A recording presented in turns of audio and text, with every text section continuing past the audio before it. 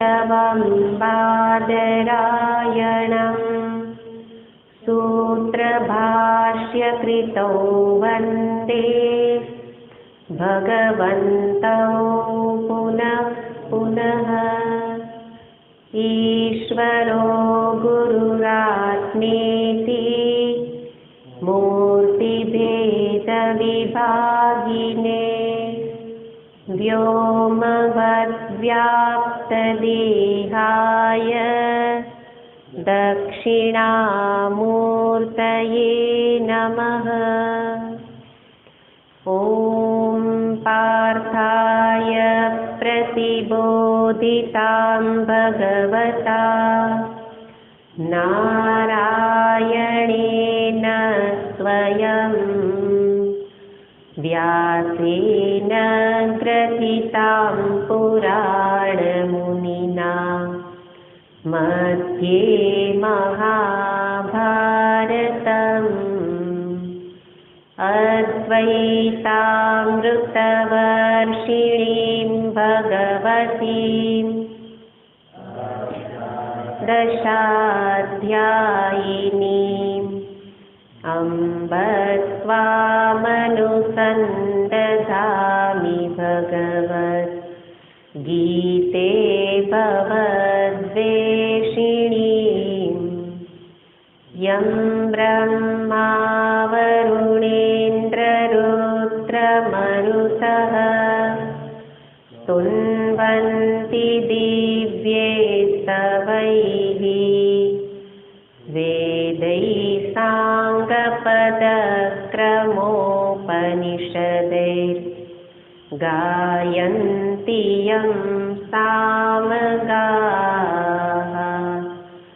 ध्यानावस्थिततद्गतेन मनसा पश्यन्ति यं योगिनो यस्यान्तन्न विदुःसुरासुरगणा देवाय तस्मै नमः।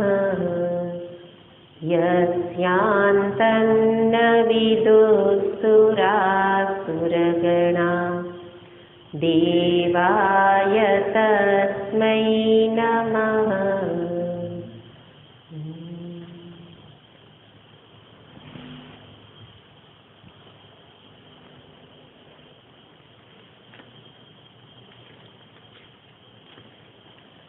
छठो અને સાતમો શ્લોક।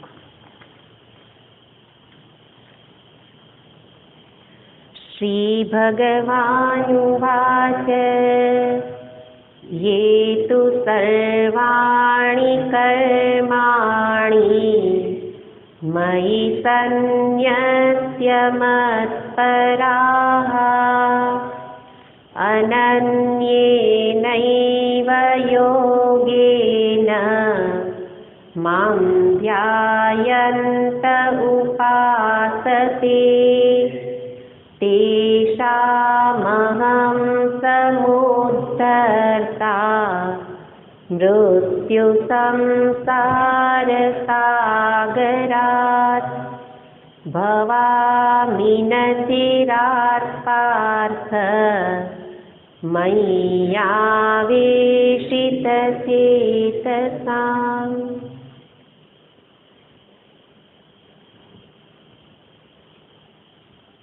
अर्जुनना प्रश्नना उत्तर रूपे भगवान बे उपासनाने दर्शावे छे।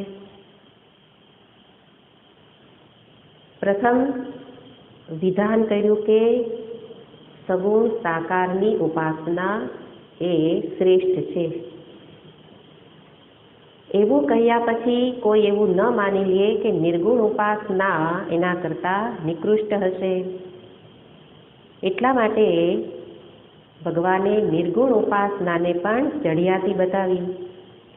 પણ નિર્ગુણ ઉપાસનાની તો કોઈની સાથે તુલના જ થઈ શકે એમ નથી। પણ નિર્ગુણ નિરાકાર તત્વનું ચિંતન એ સર્વ કોઈને માટે સરળ નથી। એટલા માટે ભગવાન હવે 6થા શ્લોકથી સગુણ ઉપાસનાનો જ વિસ્તાર કરે છે. અને સગુણ ઉપાસનાને દર્શાવતા બીજો શ્લોક તો દર્શાવેલો જ હતો કે સગુણ ઉપાસનામાં મનની સ્થિતિ કેવી હોય. અને એટલા માટે અહીંયા બતાવે છે, પંખો બંધ કરો. હા,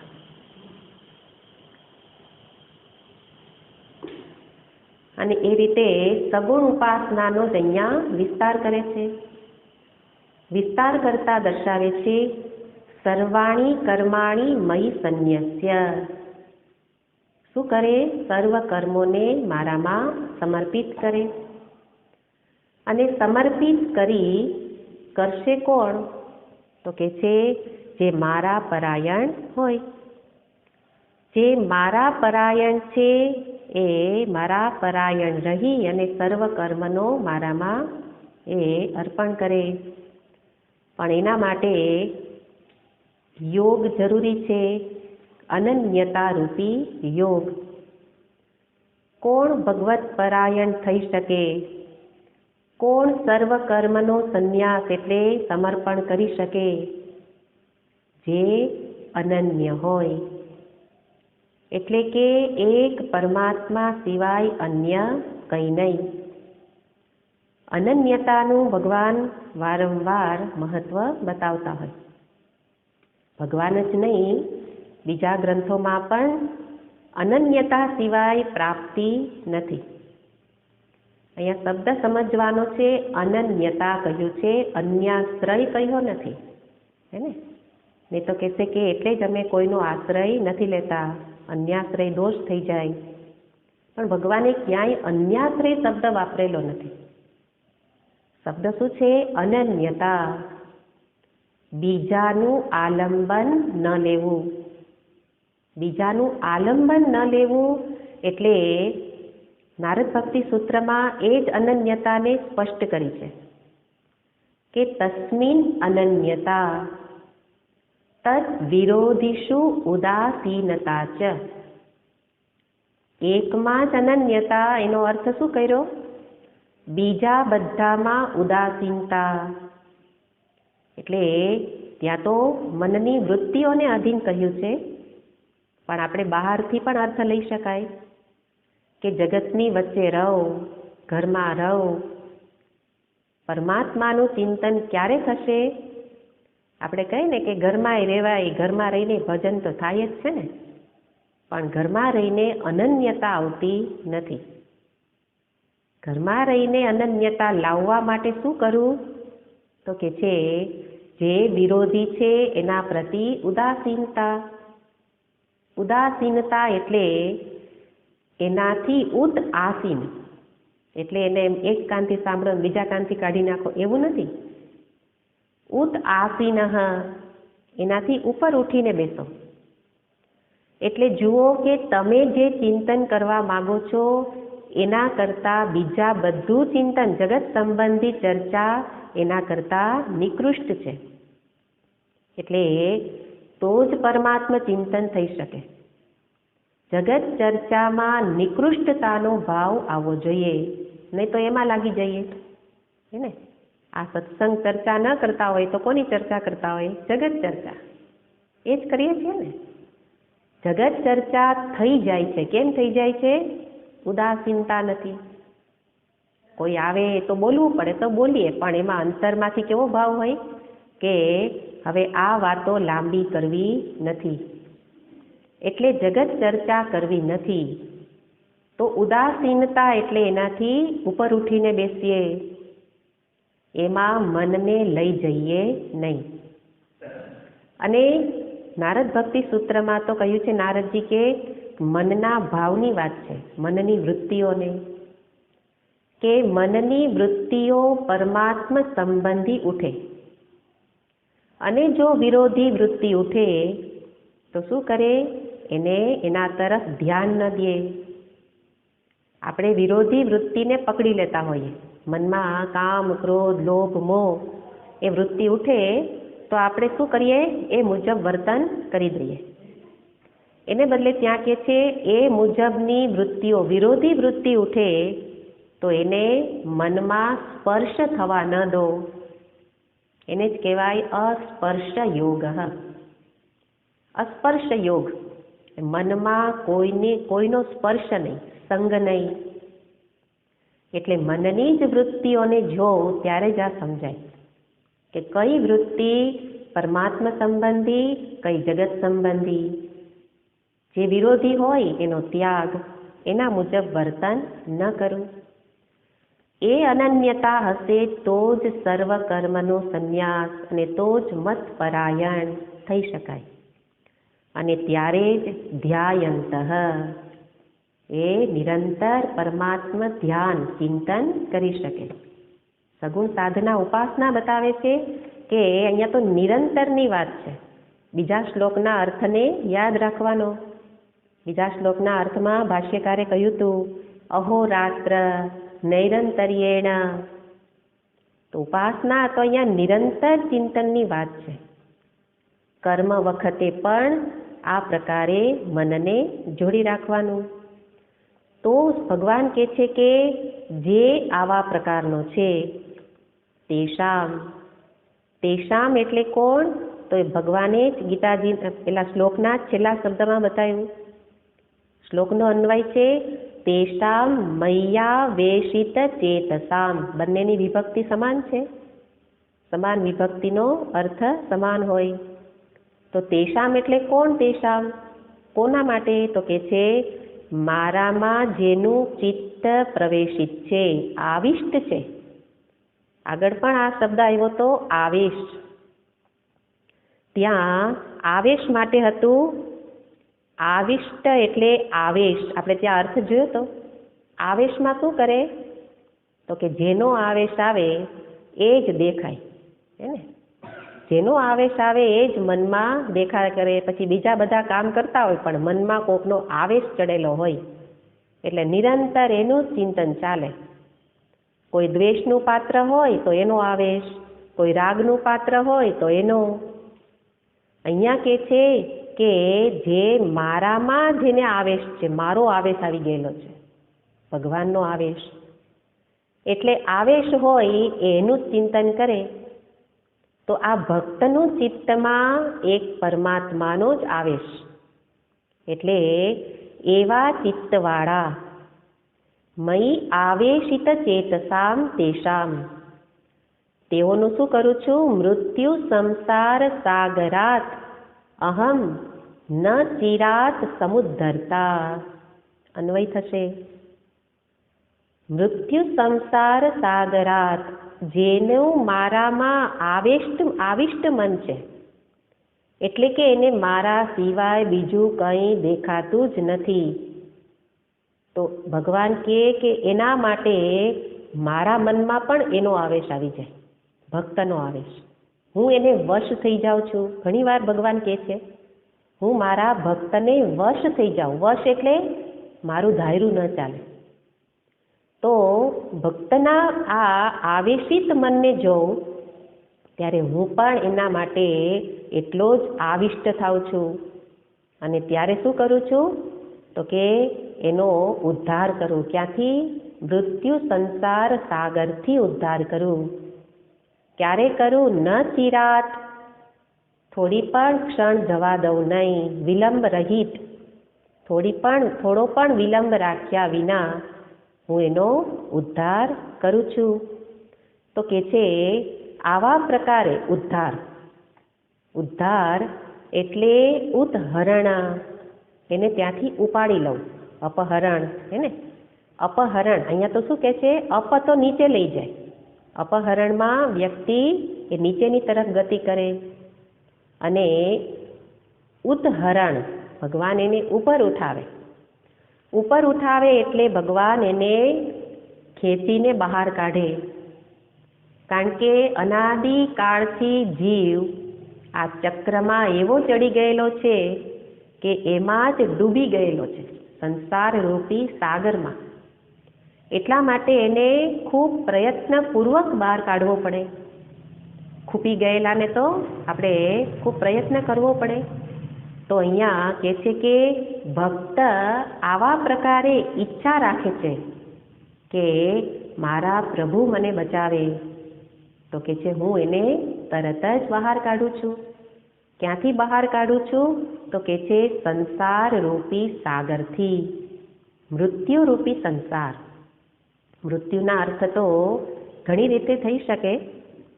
ખાલી જ્યારે અંતિમ મૃત્યુ આવે ત્યારની તો વાત છે જ કે વિદેહ મુક્ત કરું છું. એ હવે ફરી પાછું મૃત્યુ પ્રાપ્ત ન થાય એ અર્થ તો છે જ. પણ જ્યારે જીવંત છે, કારણ કે અધ્યાત્મ વિદ્યા એ કાંઈ મૃત્યુ પછી લાભ કરાવનારી વિદ્યા નથી, મૃત્યુ પછી ફળ આપનારી નથી. જીવંત જીવતા જીવ ભગવાન જે કહે છે એ ફળ જીવંત છું ત્યારે જ મળે છે.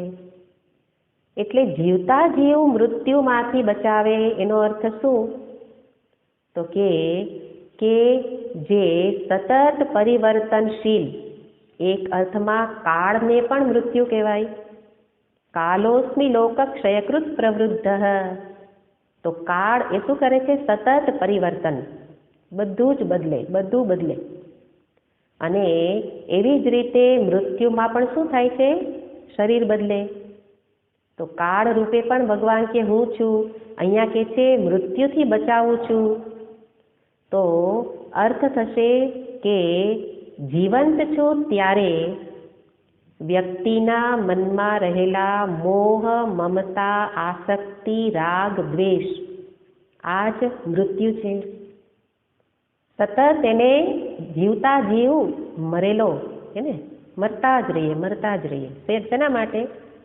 કોઈકમાં ચિત્ત આવિષ્ટ છે. સંસારની વસ્તુ વ્યક્તિમાં આસક્ત ચિત્ત, એટલા માટે એનાથી છોડાવું છું. એટલે કે એને ક્યાંય હવે મન આસક્ત થયેલું નથી. અહીંયા કહ્યું ને મય્યાવેશિત છે. એટલા માટે મોહ, મમતા, એના કારણે રાગ, દ્વેષ એ બધાથી મુક્ત કરું છું. અને જે અંતિમ મૃત્યુથી છોડાવે છે એનો અર્થ પણ છે કે અંતિમ મૃત્યુથી મુક્ત કરવું એટલે ફરી જન્મ પ્રાપ્ત ન થવું. તો એના માટે તો અર્થ થશે કે જન્મના કારણનો જ નાશ કરું છું. જન્મનું કારણ કયું છે? જન્મનું કારણ શું છે? અજ્ઞાન છે ને. અજ્ઞાન વશાત જ દરેક જીવનો જન્મ થાય છે. એટલે કે જેનો જન્મ છે બધા જ કેવા છે? અજ્ઞાની. જ્ઞાની પુરુષ પણ જન્મે ત્યારે તો અજ્ઞાની જ છે. આપણે ઉપનિષદમાં પણ જોયેલું હતું.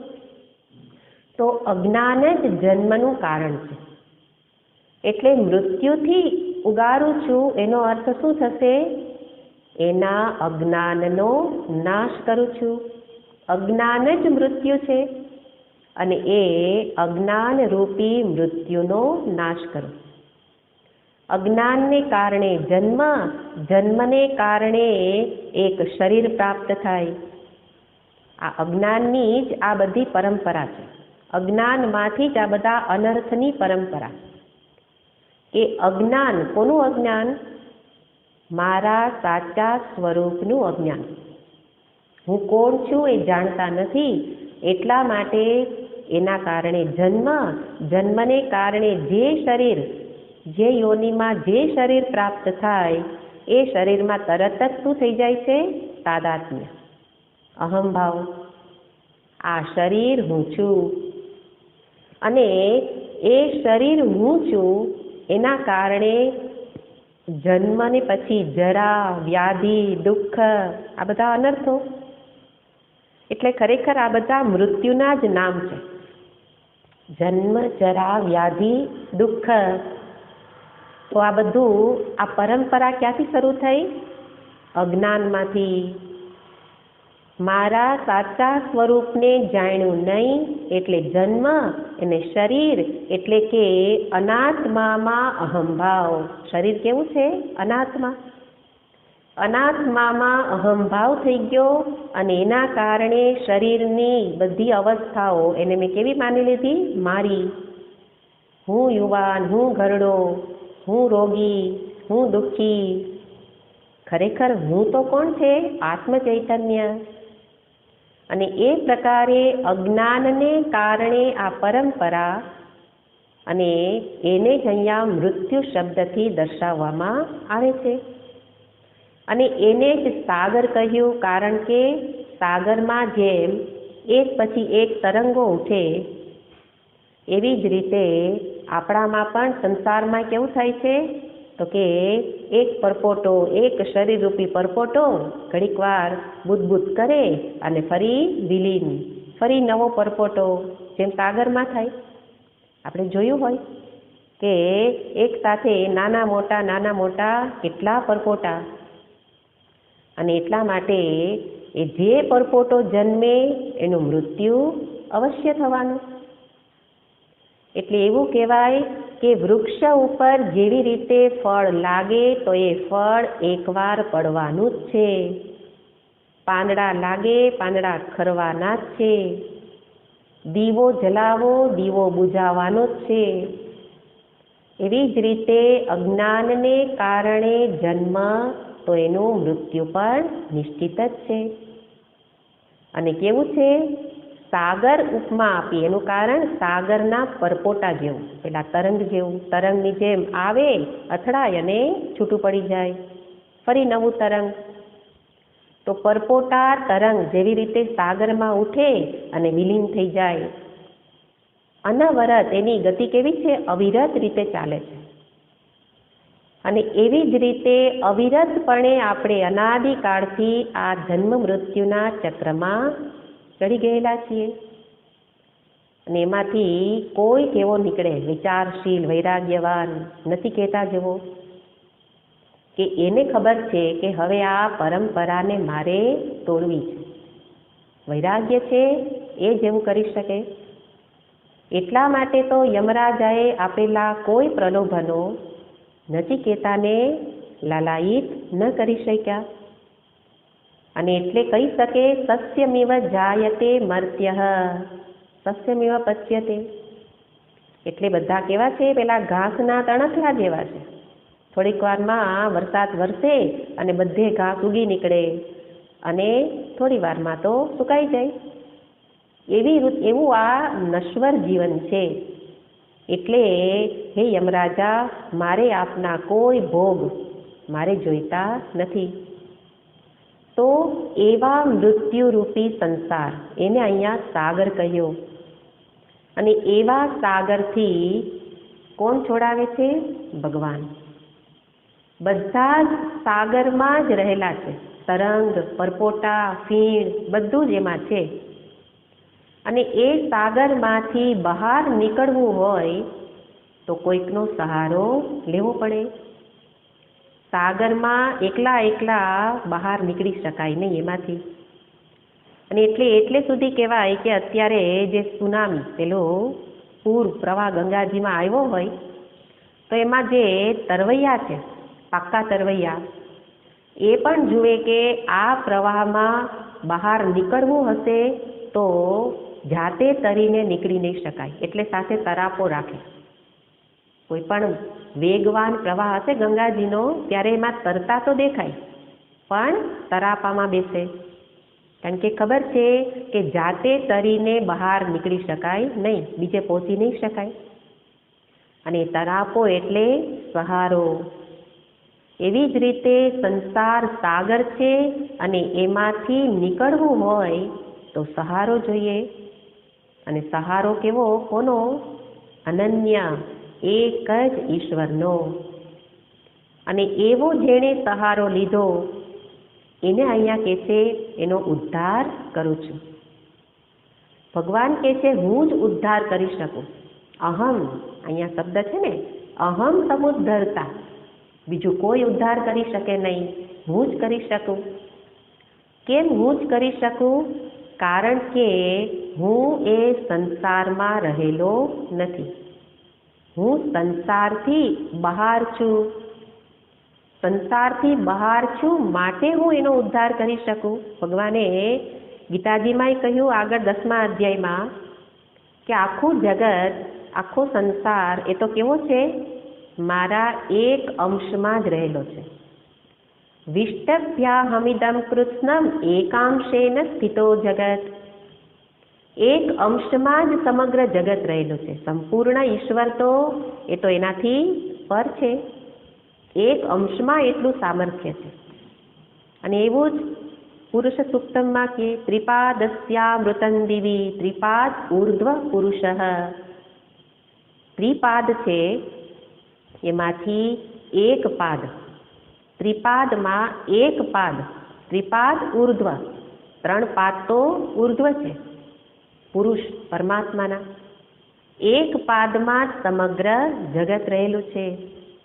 એટલે કહેવાનો અર્થ છે કે પરમાત્મા જગતથી ઉપર ઉઠેલા છે, સંસારમાં એ રહેલા નથી, એટલે કે સંસારી નથી, માટે ઉદ્ધાર કરી શકે.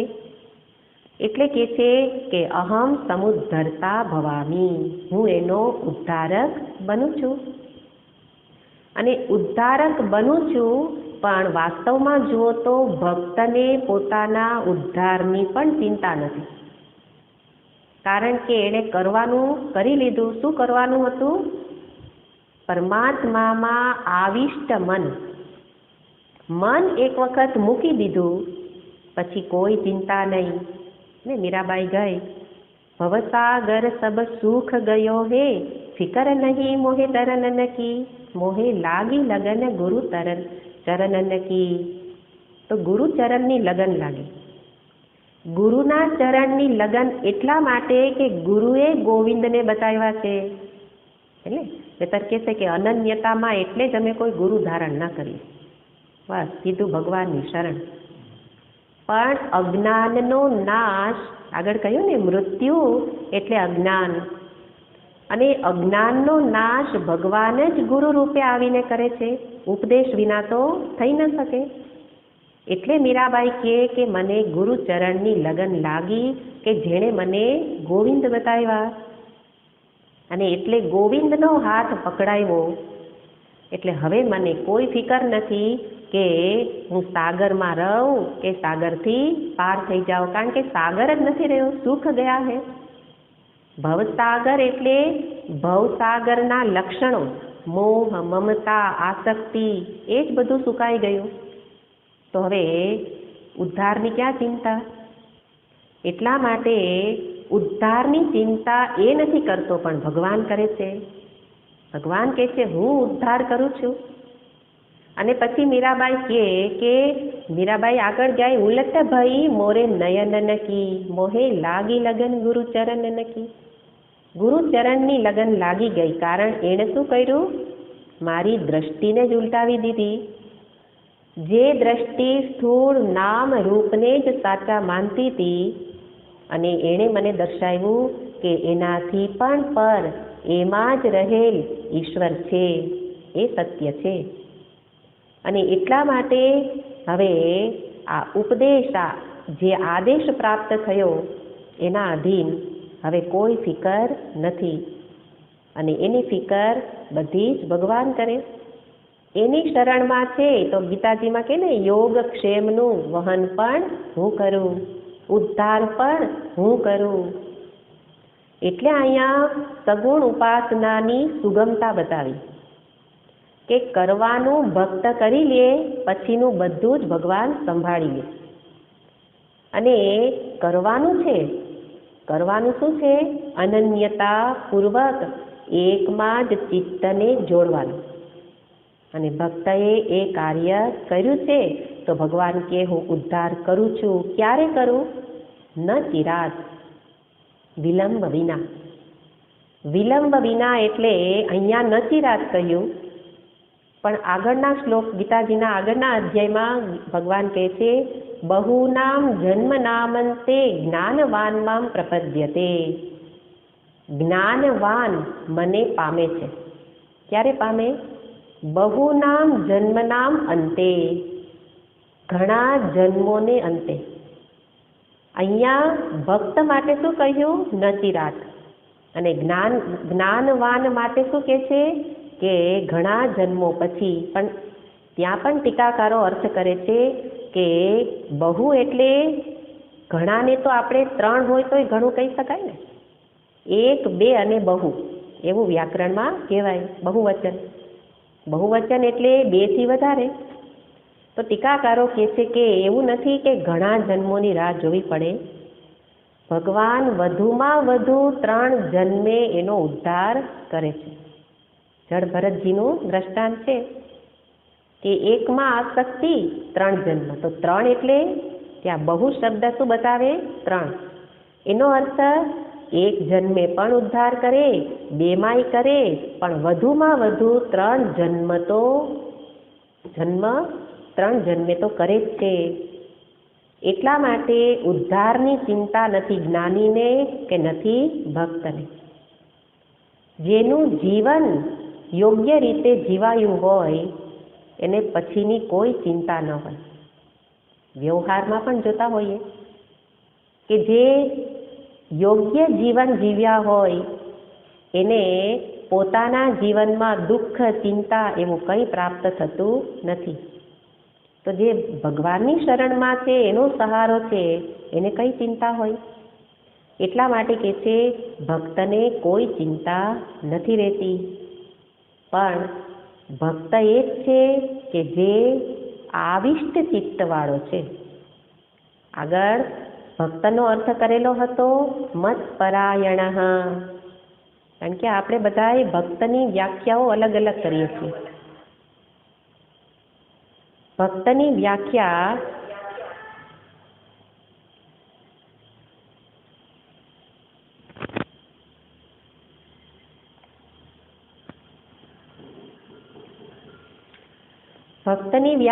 આપણા માટે અલગ અલગ પ્રકારની છે. નામ જપ કરે તો ભક્ત, થોડોક સંયમ ધારણ કરે તો ભક્ત, અથવા તો જે થોડું જપ તપ કરે તો આપણે શું કહીએ? ભક્ત છે. સાદું ભોજન કરે તો શું કહીએ? ભક્ત છે. પણ અહીંયા ભગવાન ભક્તની વ્યાખ્યા જુદી કરે છે. ભક્તનો અર્થ મત્પરાયણ છે, ભગવત પરાયણ. અને અહીંયા બીજો અર્થ કર્યો જેનું ચિત્ત મારામાં આવિષ્ટ છે એ ભક્ત. અહીંયા ફળ બતાવે છે પણ ક્યાં ભક્તને માટે? જેનું ચિત્ત મારા પરાયણ છે.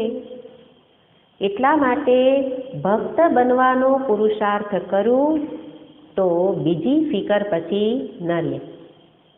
ભક્ત બનવાનો પુરુષાર્થ કરવો પડે એટલે ચિત્તને ભગવાનમાં જોડવું પડે. જોડવા માટે શું કરવું? ચિત્તને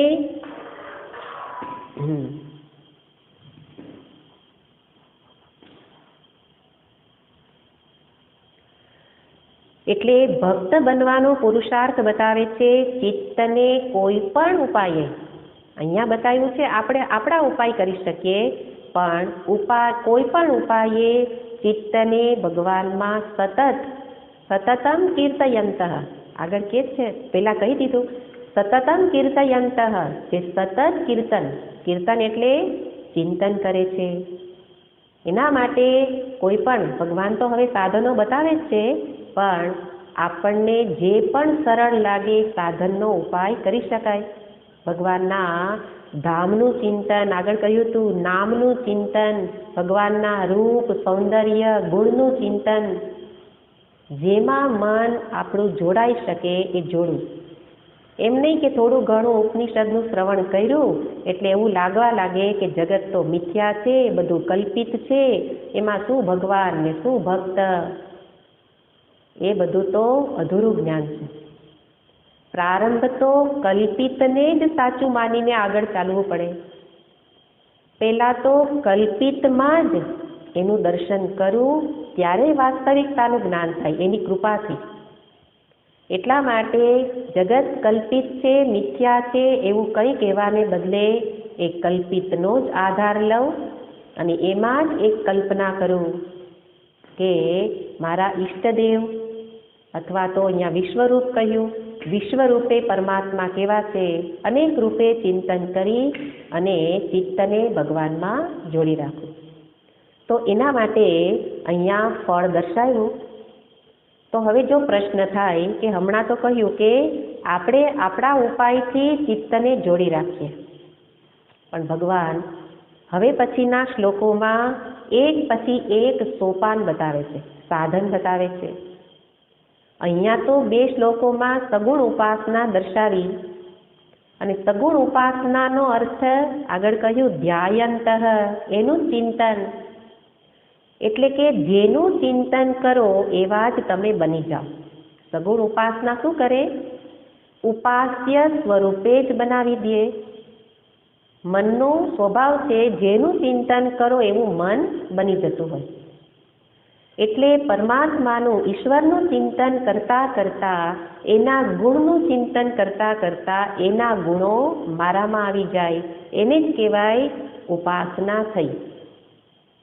એટલે ભગવાનના ગુણોનું ચિંતન કર્યું કે કેવા કરુણા વરુણાલય છે, દયા સાગર છે, કૃપા સિંધુ છે. તો સર્વના એ પોતે સંતાનોની જેમ બધાનું હિત જ ઈચ્છે છે, હિતેચ્છુ છે. તો ચિંતનમાં ભગવાનના ગુણોનું ચિંતન કર્યું, ધ્યાયંત ચિંતન કર્યું, તો ભક્ત પણ કેવો બની જાય? એવો જ બની જાય. એટલે કે ભગવાનના ગુણો ભક્તમાં પણ આવી જાય. એટલા માટે ભક્ત પણ સર્વ જીવો માટે કેવો બની જાય? સુહૃદ બની જાય. સર્વને માટે દયા કૃપા રાખનારો બને, સર્વનું હિત ઈચ્છનારો બની જાય. એટલે કે અહિંસક બની જાય. જે ઈશ્વર ચિંતન નથી કરતા એ બધા જ કેવા છે? હિંસક. આ અર્થમાં જોઈએ તો, કારણ કે મનથી તો હિંસા કરીએ જ છીએ ને, પણ ભગવાનના ગુણો મારા મનમાં આવી જાય તો હું પણ કેવો બની જાઉં? અહિંસક. બધાનું હિત ઈચ્છું એટલે અહિંસક બની જાઉં. તો એ રીતે ઉપાસના ચિંતન એ મારા મનમાં સમગ્ર પરિવર્તન લાવે. મારા મનના બધા જ દ્વેષ ઇત્યાદિ જે વિપરીત ભાવ છે એ બધાને દૂર કરી દે. એટલે ઉપાસનાનું આ ફળ છે. મન જ સમગ્ર બદલી જાય, મનનું પરિવર્તન. એમ પણ અધ્યાત્મ જીવન એ મનથી જીવવાનું છે. એટલે કે આધ્યાત્મિક વ્યક્તિ એ છે કે જેના મનમાં સતત પરિવર્તન, એટલે કે મન સતત સદ્ગુણ સંપત્તિથી યુક્ત થતું જાય છે, એને પ્રગતિ કહેવાય. અને ઉપાસનાનું એ ફળ છે કે મનમાં પણ ભગવત ગુણોનો આવિર્ભાવ થતો જાય. અને એવું મન બનાવવા માટે, એટલે કે મનને પરમાત્મા સાથે, ભગવાન સાથે જોડવા માટે કરવાનું શું?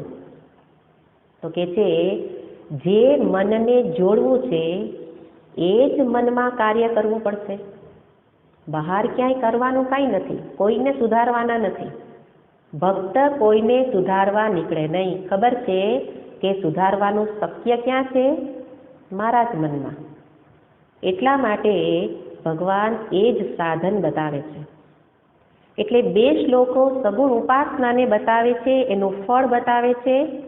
અને હવે પછી 8મા શ્લોકથી ભગવાન એ ઉપાસના માટે કરવાના સાધનોને એક પછી એક બતાવે છે.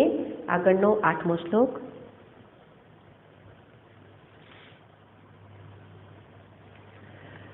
મય્યેવ મન આધત્સ્વ મયિ બુદ્ધિમ નિવેશય નિવસિષ્યસી મય્યેવ અત ઊર્ધ્વં ન સંશયઃ.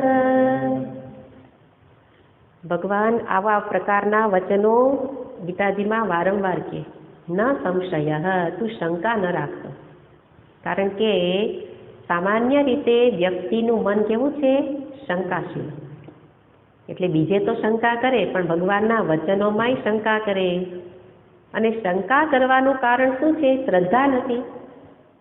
એટલા માટે ભગવાન કહે છે કે અર્જુન, હે પાર્થ, આગળ પાર્થ શબ્દ આવેલો જ હતો, એ જ પાર્થ સંબોધનને અહીં આગળ પણ લઈ શકાય કે તું પાર્થ છો, એટલે કે તું મારો ભાઈ છો, હે ને? ભગવાનનો ભાઈ છે, પૃથા પુત્ર. એટલે ભગવાન કહે છે કે તું મારો ભાઈ છો, એના કરતાં પણ તું મને અત્યંત પ્રિય છો. અને પ્રિય વ્યક્તિ પાસે ક્યારેય કોઈ જૂઠું બોલે નહીં. અપ્રિય હોય એની પાસે ઉલટું બોલી શકાય. પ્રિય પાસે તો ન કહેવું હોય તોય કહેવાય જાય. આપણે કહીએ ને, મારે ઘણું છુપાવું હતું પણ બધુંય કહેવાય ગયું. એટલે કે તું મારો અત્યંત પ્રિય છે, એટલા માટે હું જે કહીશ એ વચનોમાં ક્યાંય પણ શંકા કરતો નહીં. ન સંશય, તો કે છે શું કરવાનું છે? મયી એવ મન આધત્સ્વ, તારા મનને શું કર? આધત્સ્વ, તું મૂકી દે. ક્યાં મૂકી દે? મયી, મારામાં. મયી એટલે મારામાં, પણ એવ મારામાં જ. મારામાં જ તારા મનને મૂકી દે. એનો અર્થ શું? બીજે ક્યાંય તારા મનને મૂકીશ નહીં. વ્યવહાર જરૂર કર, પણ મન મારામાં રાખ. મયી એવ મન આધત્સ્વ મયી બુદ્ધિમ નિવેશય, તારી બુદ્ધિને પણ મારામાં સ્થાપિત કર. નિવસિષ્યસી મયી એવ, અત ઉર્ધ્વમ, અત ઉર્ધ્વમ, આટલું કરીશ એના પછી તું હંમેશા ક્યાં રહીશ? મયી એવ, મારામાં જ નિવસિષ્યસી, તું નિવાસ કરીશ, મારામાં જ વાસ કરીશ. એ વચનમાં ક્યાંય પણ શંકાને સ્થાન નથી, એટલે કે એવું જ થશે. શંકાને સ્થાન નથી એટલે ભગવાન નિશ્ચિત રૂપે બતાવે છે કે એક વખત તું તારા મનને મારામાં મૂકી દે તો બીજું બધું જ હું કરીશ. અહીંયા પ્રથમ સોપાનમાં જ એક જ મનના બે વિભાગ કરી દીધા. જે આપણે અંતઃકરણના કેટલા વિભાગ જોયેલા છે? 4 વિભાગ.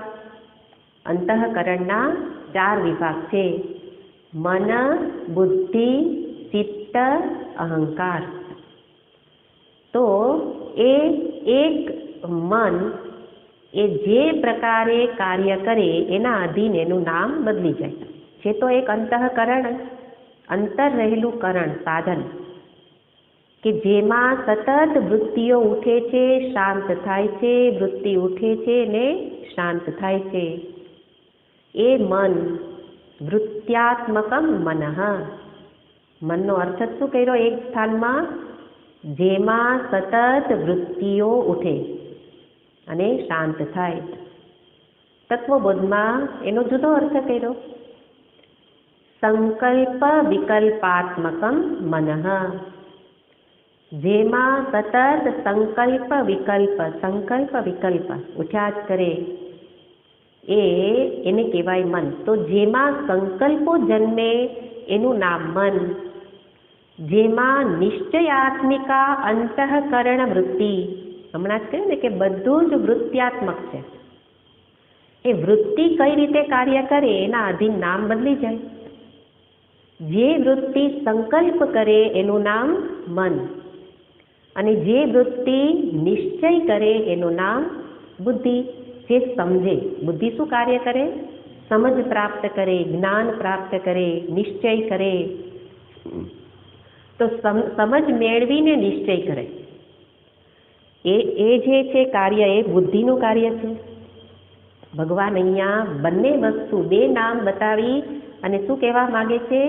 તારા સંકલ્પોને મારામાં મૂકી દે, તારા બધા જ નિશ્ચયો મારામાં જ સ્થાપિત કર, અને એ પ્રકારે શું થશે? તું મારામાં જ રહીશ.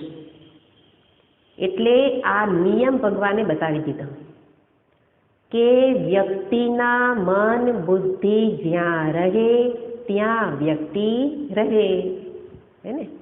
આપણે ભલે કહીએ કે હું આ ઘરમાં રહું છું, પણ ખરેખર રહીએ છીએ ક્યાં? જ્યાં આપણા મન બુદ્ધિ રહેતા હોય ત્યાં જ આપણો વાસ છે. સ્થૂળ રીતે ભલે ઘરમાં હોઈએ, પણ મન બુદ્ધિ જ્યાં રહે ત્યાં જ સાચો વાસ કહેવાય. તો એ રીતે ભગવાન કહે છે કે બીજે બીજે તારો જે વાસ છે, રહેઠાણ છે, એને બદલે એ સ્થૂળ રહેઠાણમાં તું ભલે રહેતો, પણ તારા આ સૂક્ષ્મ શરીરનું રહેઠાણ મારામાં બનાવી દે. નારાયણનો વાસ, એમાં જ વાસ કર. વસતિ ઇતિ વાસઃ, જેમાં રહે એને જ કહેવાય વાસ. હે ને? ઘણા બધા અલગ અલગ જ્ઞાતિના વાસ હોય. એવી રીતે વાસ એટલે જ્યાં રહેવામાં આવે. એટલે અહીંયા શ્લોકમાં કહે છે કે તું મારામાં રહે, તું મારામાં જ રહે. પણ રહેવા માટે શું કરવું પડશે? તારા મનના સંકલ્પોને મારામાં જોડી દે, તારા મનના બુદ્ધિના નિશ્ચયોને પણ મારામાં સ્થાપિત કર. કેવી રીતે કરવા? ભગવાને તો કહી દીધું, પણ એના વિશે તો મહાત્માઓએ ખૂબ વિચાર કર્યો છે. કારણ કે આ મન અને બુદ્ધિ એ જ જીવન રથના સારથી, કઠોપનિષદમાં બતાવ્યું ને કે એ જ ઘોડા અને એ જ સારથી, આખું રૂપક બતાવ્યું હતું. સમગ્ર જીવન રથને ચલાવનારા આ બે મુખ્ય પરિબળ છે. એટલે વ્યક્તિમાં પરિવર્તન થતું હોય, એક વ્યક્તિમાંથી એ મહાત્મા બનતો હોય, એમાં બહાર કંઈ પરિવર્તન નથી થતું. પરિવર્તન ક્યાં થયું? સામાન્યમાંથી સંત ક્યારે થયો? મન બુદ્ધિમાં પરિવર્તન. અને એ પરિવર્તનનો અર્થ એક ઈશ્વરમાં જ સ્થાપિત, એ સાચું પરિવર્તન. નહીં તો આપણે કહીએ કે મારા મનમાં હવે ઘણું બદલી ગયું, પહેલાં બહુ બોલ કરતા, હવે જરાય બોલતા નથી. હે ને? એ પરિવર્તન નથી. એ બરાબર છે, દિશા છે, પણ સાચું પરિવર્તન તો એકમાં જ મન બુદ્ધિને જોડવા, એનું ચિંતન, એના સંકલ્પ. તો મનને કેવી રીતે ભગવાનમાં મૂકવું? આધત્વ મૂકી દે એમ કહ્યું. તો એના માટે મનમાં જે જે સંકલ્પ ઉઠે છે એને જોવાના, કે કોના માટે સંકલ્પ ઉઠે છે. આંતરનિરીક્ષણ. મનમાં પરિવર્તન કરવા માટે આંતરનિરીક્ષણ એ ઉત્તમ ઉપાય છે. શરૂઆતમાં એ બહુ ક્લેશકારી છે. આગળ કહ્યું હતું ને, ક્લેશો અધિકતર. કારણ કે મનનું ઓપરેશન કરવાનું છે આપણે ને આપણે. અને એટલે આપણે અત્યાર સુધી મનના દાસ થઈને રહેલા હોય, હવે દાસે શું કરવાનું? મનનું ઓપરેશન. ઓપરેશનમાં કેટલું કષ્ટ હોય. એટલા માટે આંતરનિરીક્ષણમાં પહેલાં તો એ કરવું ગમે જ નહીં. કર્યા પછી પણ આપણા જ દોષોનો સ્વીકાર થાય નહીં. પહેલાં તો દોષ જ ન દેખાય, દેખાય તો સ્વીકાર ન થાય, અને સ્વીકાર થયા પછી દૂર કરવામાં તો અત્યંત ક્લેશ છે, ખૂબ પીડા છે. મારે જ પરિવર્તન કરવાનું, મારે જ શીખવાનું, બીજા કોઈને નહીં. હે ને? ફરિયાદો જ ફરિયાદો થાય. એટલા માટે જોવું પડશે કે મનને ભગવાનમાં સ્થાપિત કરવું, મૂકવું હોય તો આંતરનિરીક્ષણનો સહારો લેવો પડે. મનને જોવું પડે કે એમાં કેવા પ્રકારના સંકલ્પો ઉઠે છે. સર્વ સામાન્ય સંકલ્પ તો આ જ છે કે કોઈક વિષયને લઈને, કોઈક વ્યક્તિને લઈને. હે ને? વિષય, વસ્તુ, વ્યક્તિને લઈને જ મનમાં સંકલ્પ ઉઠે છે. આ ખાવું છે, અહીંયા જવું છે, આ પીવું છે, આની અરે વાતો કરવી છે. આ બધા શું છે? સંકલ્પો. અને એનું કારણ છે કે મનને એ વિષય, વસ્તુ, વ્યક્તિમાં જ સુખ, સલામતી દેખાય છે. આપણા મનને એનું બંધારણ જોવું પડે એમ છે.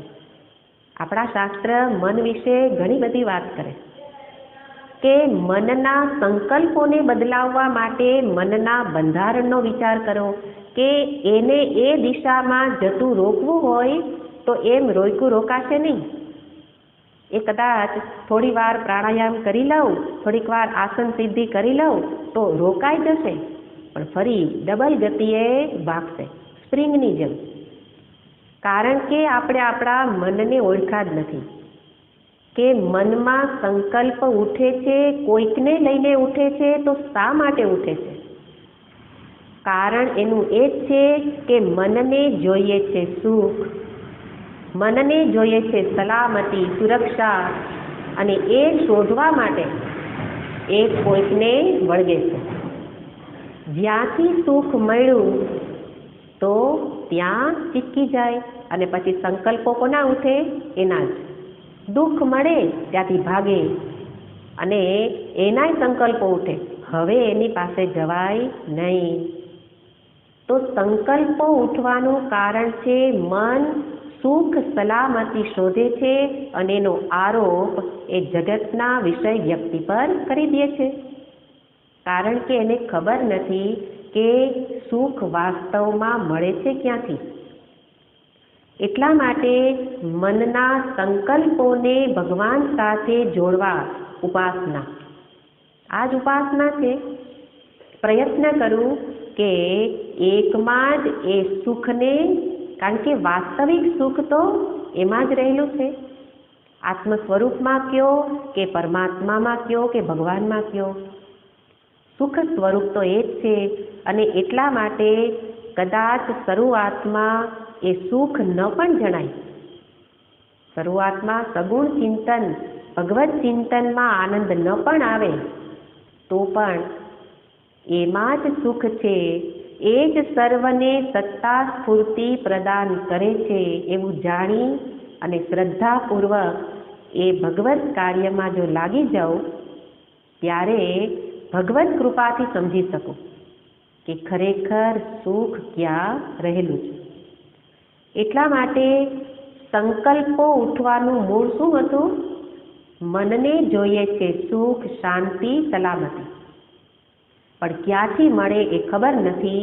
એટલા માટે અનાદિકાળથી જે અભ્યાસ થયેલો છે એ જ વિષય વ્યક્તિમાં જ સુખ માટે ભાગે છે. એટલે આગળ કહ્યું, મત પરાયણ થા, મારા પરાયણ થા, સર્વ કર્મોને મારામાં અર્પણ કર. અને એ પ્રકારે જ્યારે કરીશ ત્યારે એના માટે અહીંયા મન એનામાં મૂકવું પડશે. મૂકવાનું એટલે શું? ભગવત સંબંધી જ સંકલ્પો ઉઠે પ્રયત્નપૂર્વક. આ સાધન છે અને સાધનમાં શું કરવું પડે? પ્રયત્ન. એટલે બીજા સંકલ્પો ઉઠે તો પણ પ્રારંભમાં એ બધા જ સંકલ્પોને દૂર કરું. કર્મ પૂર્વે સંકલ્પ ઉઠે કોના માટે? બીજા માટે. તરત જ સંકલ્પ બદલી નાખું નહીં, આ તો કોના માટે કરવાનું છે? ભગવાન માટે કરવાનું છે.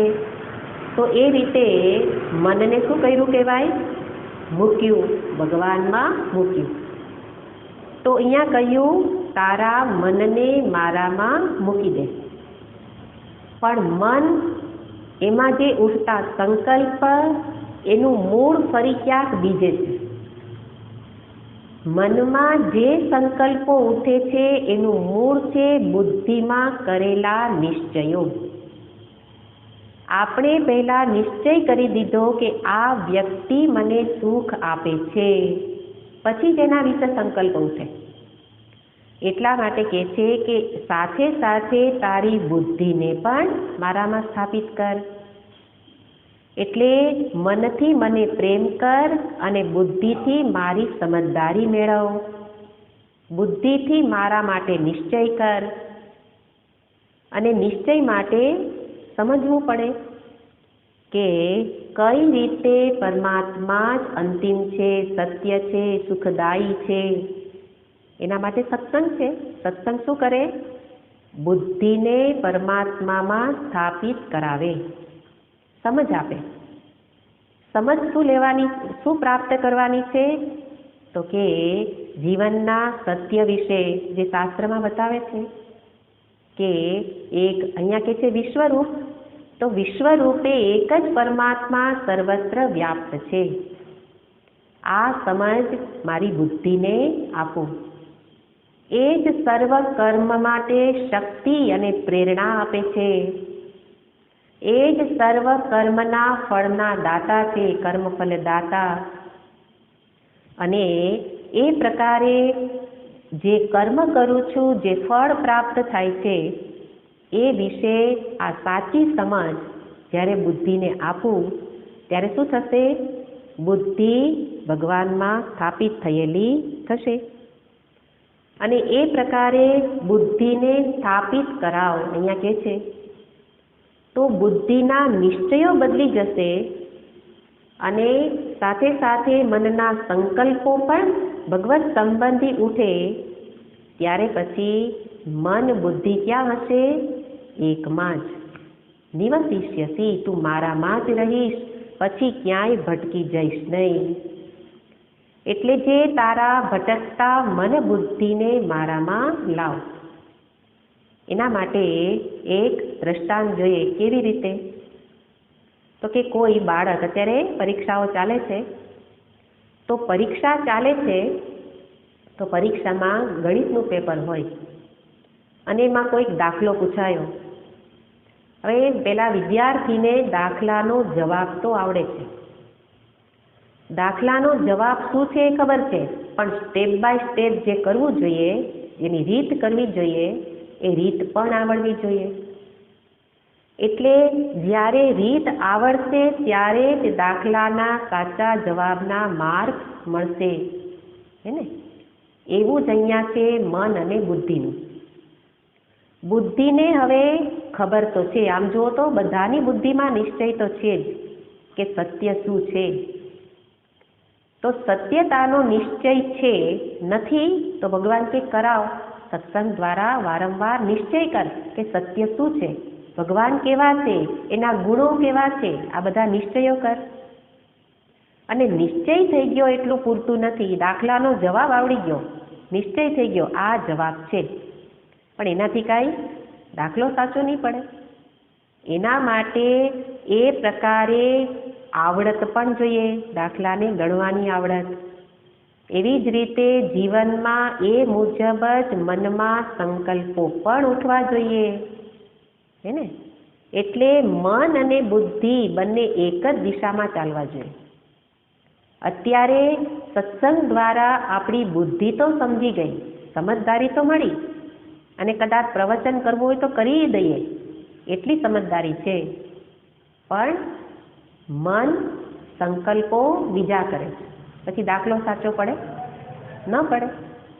કારણ કે જે નિશ્ચય સુધી પહોંચવાનું હતું ત્યાં એ નિશ્ચય સુધી પહોંચવા એવા સંકલ્પો પણ થવા જોઈએ. હવે સંકલ્પો જગત સંબંધી કરીએ અને કર્મ સંબંધી કરીએ અને મેળવવું છે કોને? પરમાત્મા. સત્ય સુધી પહોંચવું છે અને અસત્યમાં જ રહેવું છે.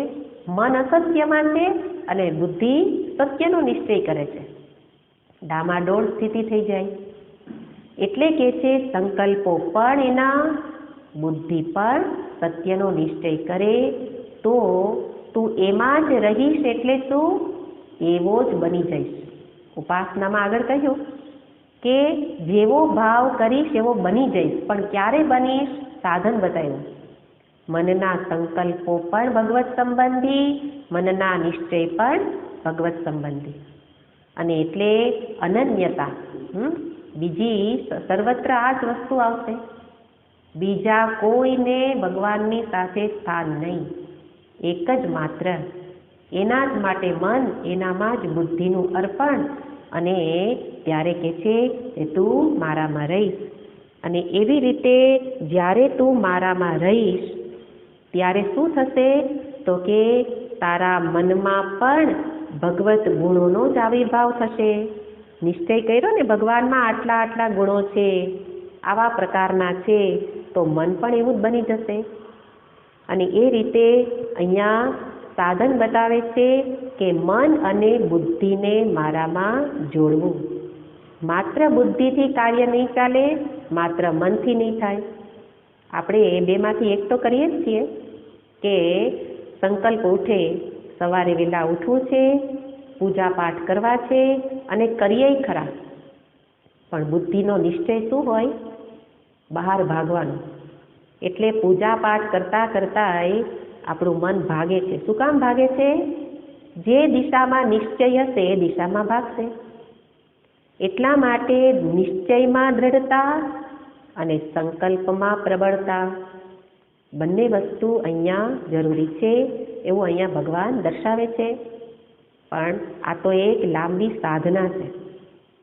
એટલે તો શાસ્ત્રમાં વારંવાર મન વિશે જ ઉપદેશ આપવામાં આવે અને અહીંયા ભગવાન પ્રથમ સાધન રૂપે એ જ આપે છે. અને જો આપણને પ્રશ્ન થાય કે આવું કેવી રીતે થશે, આવું તો કરવું છે કે નિશ્ચય પણ એક સત્યનો અને સત્યમાં જ મન રહે એવું કેમ થાય? બધા જ પ્રશ્નોના ઉત્તર ભગવાન એક પછી એક શ્લોકમાં આપે છે. એને જ કહેવાય ભગવાનની કરુણા, ભગવાનની દયાળુતા, કે આપણા માર્ગને કેવી રીતે સરળ બનાવવો એનો ઉપદેશ કરે. પહેલાં તો કહ્યું કે આ માર્ગ સરળ છે. સરળ તો છે, પણ એ ચાલવા માટે શું કરવું એ પણ ભગવાન સાધન બતાવે. ઉપાસનાનું સ્વરૂપ પણ બતાવ્યું અને સાધનો પણ બતાવે. એક સાધન બતાવી એમાં કેવી રીતે આગળ વધવું એ પણ ક્રમિક રીતે ભગવાન અહીંયા ઉપદેશ કરે છે. એ વાતને પછી ઓમ પૂર્ણમદ પૂર્ણમિદં પૂર્ણાત પૂર્ણમુદચ્યતે પૂર્ણસ્ય પૂર્ણમાદાય પૂર્ણમેવાવશિષ્યતે. ઓમ શાંતિ શાંતિ શાંતિ. હરિ ઓમ શ્રી ગુરુભ્યો નમઃ. હરિ ઓમ.